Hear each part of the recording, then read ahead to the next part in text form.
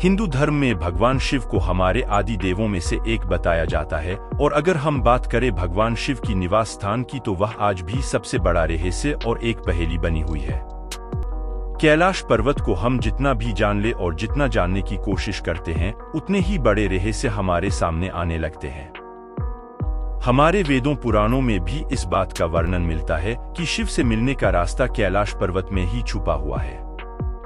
एक और रहस्य जिसके बारे में कम लोग जानते हैं वह यह है कि तिब्बत के लोग मानते हैं कि कैलाश पर्वत से शंभाला या फिर जिसको ज्ञानगंज भी कहा जाता है तक जाने का एक रास्ता छिपा है।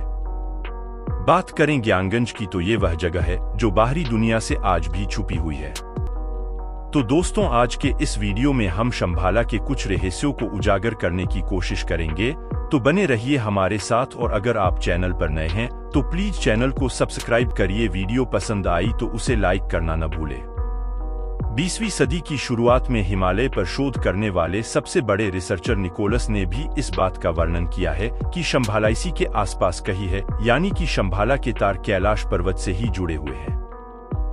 एक मशहूर प्रोफेसर ने भी इस बात का जिक्र किया था कि तिब्बत को इस बात पर पूरा यकीन है कि कैलाश पर्वत के नीचे दो शहर है, एक शंभाला और दूसरा है अक्ता। लोगों का यह भी मानना है कि शंभाला की रक्षा शिव की लौकिक शक्तियां कर रही हैं, तभी तो इसकी जानकारी बाहरी दुनिया को नहीं है। वेदों पुराणों में भी शंभाला का जिक्र किया गया है कि शंभाला में ही विष्णु भगवान कल्कि अवतार के रूप में अवतरित होंगे। कैलाश पर्वत के नीचे क्या सच में शंभाला शहर बसा हुआ है, और क्या महादेव की अलौकिक शक्ति से आज भी शंभाला पूरी दुनिया से दूर है? इन सब सवालों के जवाब इस पर्वत में ही छिपे हुए हैं। हिंदू धर्म में कहा जाता है कि जब वह वक्त आता है तो शिव की विध्वंसक शक्ति का एहसास सबको होने लगता है, फिर वह चाहे देवों के देव को मानता हो या ना मानता हो, इसका एहसास उनको अवश्य ही होता है। और ऐसा ही यहाँ पर आने वाले हर एक पर्वतारोही या फिर वैज्ञानिकों को हुआ है। सबने ही अपने अपने हिसाब से वर्णन किया है। शंभाला को लोग दुनिया में दूसरे नामों से भी जानते हैं, जैसे कि ज्ञानगंज, ज्ञानमठ या फिर सिद्धाश्रम। आधुनिक समय में ज्ञानगंज तिब्बत में कैलाश पर्वत और मानसरोवर झील के निकट स्थित माना जाता है।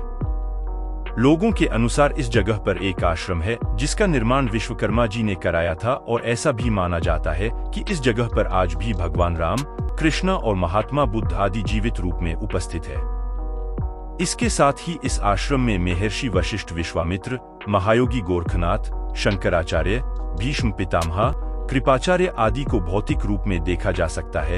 यह भी माना जाता है कि सैकड़ों ऋषिगण हजारों वर्षों से यहाँ पर ध्यान करते देखे जा सकते हैं। इस स्थान के बारे में सर्वप्रथम स्वामी विशुद्ध परमहंस ने लोगों को जानकारी दी थी। कहते हैं कि यहाँ पर सबकी आयु हजारों वर्षों की हो सकती है। यहाँ पर लोग 12 फीट के होते हैं और हर किसी के पास देवी शक्तियाँ होती है। हमारी दुनिया से अलग एक ऐसा शहर जो स्वर्ग के समान है, इसलिए तो कई लोगों को इसने अपनी ओर आकर्षित किया है। हिंदू धर्म में पुराणों और वेदों में इस जगह का चित्र मिलता है। इसके अलावा चीन और तिब्बत के धर्म में भी इस जगह को अलग अलग नाम से जाना जाता है। हिमालय में सच में एक ऐसी रहस्यमयी जगह जहां पर किसी की मृत्यु नहीं होती, परंतु इस पवित्र जगह को देखना किसी के भी बस की बात नहीं है। इस जगह का जिक्र हमको रामायण में भी मिलता है, परंतु उससे भी पहले सतयुग में भी इस जगह का जिक्र मिलता है। विष्णु पुराण के अनुसार जब समुद्र मंथन हुआ था और उससे अनेकों जड़ी बूटियों, मणि, शंकर, पारिजात वृक्ष और अमृत के साथ संजीवनी बूटी भी निकली थी, जिसे हिमालय में एक गुप्त जगह पर रखा गया था। यह वही जगह ज्ञान मठ था जहां पर संजीवनी बूटी को रखा गया है। रामायण के अनुसार विश्वामित्र ने श्री राम और लक्ष्मण जी को वेद और शास्त्रों के साथ अस्त्र सिद्धियों और नवनिधियों की जानकारी के लिए हिमालय के इसी जगह ले गए थे, जिसको कि सिद्धाश्रम कहा जाता है। रामायण में ही एक बार और इसका जिक्र मिलता है जब मेघनाथ के वार से लक्ष्मण जी मूर्छित हो जाते हैं और लंका के वैद्य को हनुमान जी लंका से उठा ले जाते हैं। तब वेद सुषेण हनुमान जी को संक्षेप में इसी जगह का वर्णन बताया था। उन्होंने कहा था कि हिमालय में एक गुप्त जगह पर संजीवनी बूटी है जिसका संरक्षण देवताओं द्वारा किया जाता है। इस जड़ी बूटी से मरते शरीर में भी प्राण डाले जा सकते हैं।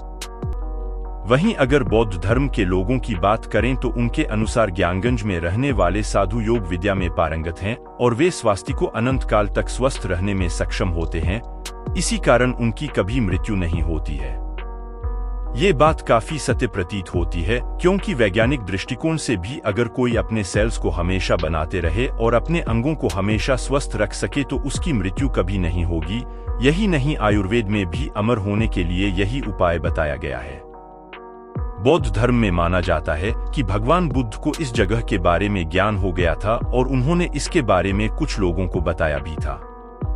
इस जगह पर जाने के लिए अत्यधिक परिश्रम और धैर्य रखना होगा। इस स्थान पर पहुंचने के लिए एक रेगिस्तान को पार करना होगा, उसके बाद बहुत सारी पहाड़ियों आएगी और इसको पार करने के बाद भी शंभाला शहर दिखाई देगा या नहीं, इसके अभी तक कोई भी प्रमाण नहीं मिले हैं, क्योंकि कुछ बौद्ध भिक्षुओं के अनुसार शंभाला तिब्बत के कुनु में है और इसके अनेकों नाम भी है। अगर हम बात करें महाभारत के युद्ध के उपरांत युधिष्ठिर भगवान कृष्ण से स्वर्ग जाने का रास्ता पूछते हैं, तब भगवान कृष्ण इस स्थान का नाम बताते हैं। इसके बाद पांचों पांडव और द्रौपदी इस जगह की खोज में जाते हैं। शंभाला के बारे में कहा जाता है कि विष्णु पुराण की भविष्य पुराण में भगवान विष्णु के 10वें अवतार की भविष्यवाणी की गई है, जिसमें कि स्पष्ट शब्दों में लिखा गया है कि भगवान कल्कि का अवतार शंभाला में ही कहीं होगा।